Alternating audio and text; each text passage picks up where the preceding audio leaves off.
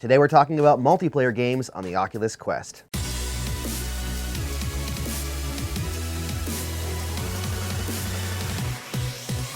Hey Questers, and welcome to another episode of BMF, the unofficial home for all things Oculus Quest.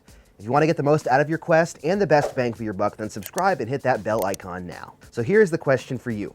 Is multiplayer on the Quest any good? Today we're going to quickly go through every multiplayer game currently on the Quest so you know which games are the best and which will be right for you. It's time to enter the sometimes crazy world of multiplayer VR. Let's jack in. First up on our list of multiplayer games is Sports Scramble.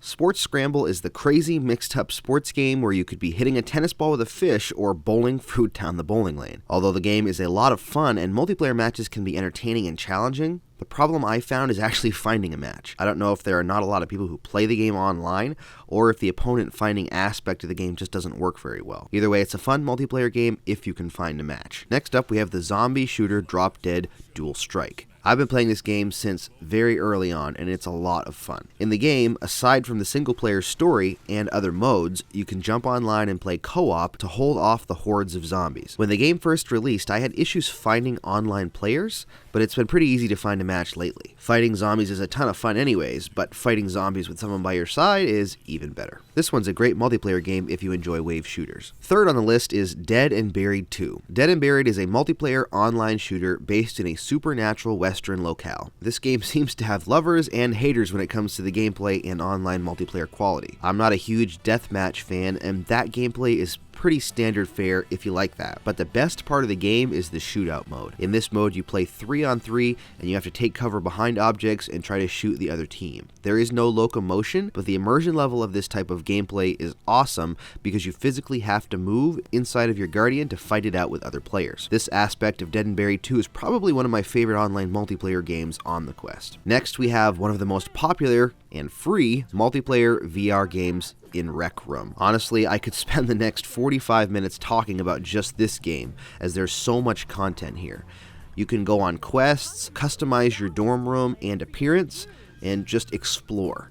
There is a ton to do, and one of the best games in VR is paintball. It feels great to run around the paintball field shooting at the other players, and for me at least, it never gets old. I know I said I'm not a deathmatch kind of guy, but in this paintball game, which is actually Capture the Flag, I love it. The only downside to Rec Room can be the people. There tends to be some very childish and immature people that inhabit areas of the game, and just like playing Call of Duty, you're probably going to get those foul-mouthed 12-year-old punks who think because they know the F word, they have to incorporate it into every sentence. So just an FYI if you plan on sending your younger kids into the game. Next up is the only racing game on the Quest, VRChat. Honestly, I am not a fan of this game, and that just translates over to the multiplayer. I really hate saying anything bad about a game people worked hard on, but the mechanics are just not good, and the game, for me at least, is not something I really enjoy playing. So for that reason, it's not something I would recommend for online multiplayer. Hopefully in time we'll see a true online racer. Moving on, we have Orbus VR, which I've slowly been working my way through.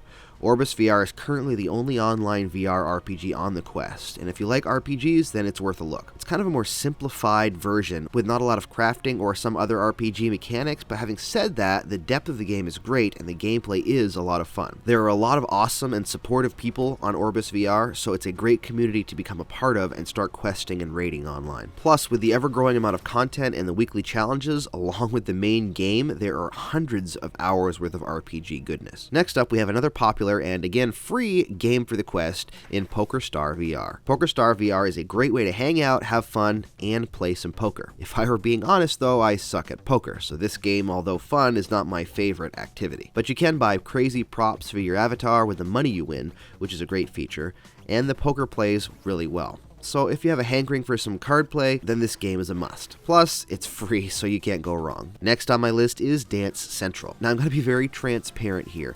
I am not in the slightest bit coordinated enough to be a dancer. In fact, I've been working on a video for Dance Central for a while based solely around that fact. that the game is great, but I'm not so great at it. There are many people who love this game, and the fact that you can customize your avatar and hang out and dance with friends is a pretty cool idea. I especially like the mechanic of using the smartphone, as you can keep track of everything, and even though it's odd, it feels natural taking a selfie in the game. If you enjoy music, dancing, and hanging out with friends, then this is probably a great addition to your Quest library. VRChat has to be one of the oddest games in VR I've had the chance to experience. The thing about VRChat is that number one, it's free, but number two, there seems to be no end to what you can do in VRChat. Whether it's hanging out in out-of-this-world locations, playing Cards Against Humanity, or stopping a murderer, each room is different, and if you can't find a room that fits what you want, then just create it. The user-created content in VRChat is crazy and ever-growing, so I don't see the growth slowing down anytime soon. Next on the list is Racket Fury, which is a VR table tennis game. I love ping pong, or table tennis if you call it that, and this game feels just like you're standing in front of a table hitting the ball back and forth. The game just recently had an update, which made it even better and more realistic. I've never had any issues with finding a match in Racket Fury, and the fast-paced gameplay is intuitive and it's just a good time. If you've always wanted to be a championship boxer, then Creed Rise to Glory is for you. Not only is the game a great workout and has a fun and sometimes challenging single-player mode, the online multiplayer mode is a lot of fun as well. Flailing your arms about and trying to knock out your opponent online can be both fun and tiring, but the gameplay seems to function well most of the time. I've run into a few issues, and depending on the settings it can change your enjoyability, but overall it works well and it's fun. Swords of Gargantua is one of those games I really wanted to like, but it just feels slow, unpolished, and not quite finished for me. Some of the gameplay elements are fun, but it loses its entertainment fairly quickly as it's very repetitive. In the game, you can join up to 3 other players to fight against waves of enemies, but the game itself just feels kind of clunky and slow. I think the concept is good, but for me at least, I'm not a huge fan of the way the game plays, so I don't tend to play multiplayer very often. My absolute favorite online game has to be Racket NX. This game takes racquetball to the next level by throwing you into a dome and making you battle it out against an online opponent to destroy the targets with the ball. There are actually 2 modes of online multiplayer. One mode is just a fun online mode to play around with friends, and the other is a ranked game where you fight tooth and nail to win to increase your online ranking. This is some of the most fun you can have in VR multiplayer as far as I'm concerned. Just be careful not to punch a wall or knock over a lamp in the process. I included Raccoon Lagoon on my list because it is technically a multiplayer game, although to what extent I'm really not sure. Don't get me wrong, Raccoon Lagoon is one of my favorite Quest games, but the multiplayer really allows you just to visit other people's islands and help them gather some supplies. But other than that, you can't do missions with them, and the islands you visit look the same as yours, besides if they are farther in the game.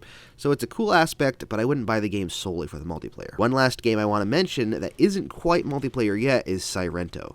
The game is an action-packed cyber ninja game that launched without multiplayer mode, unlike its PC counterpart. But it was just recently announced that we will be getting multiplayer mode on the Quest in the future, so we have that to look forward to as well. So that's all the multiplayer games on the Quest out right now. There are a couple others like Big Screen, but that's not really a game, but a social app. And there are games like Pavlov that can be sideloaded, but for this list, I wanted to stick to the official titles on the Oculus Quest store to make it simple.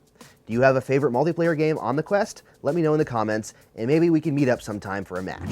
If you're looking for other Oculus Quest content, check out my other videos here and here. Also, please help me out by liking and sharing this video if you enjoyed it, and subscribe for future Oculus Quest content on BMF, the unofficial home for all things Oculus Quest. Happy questing.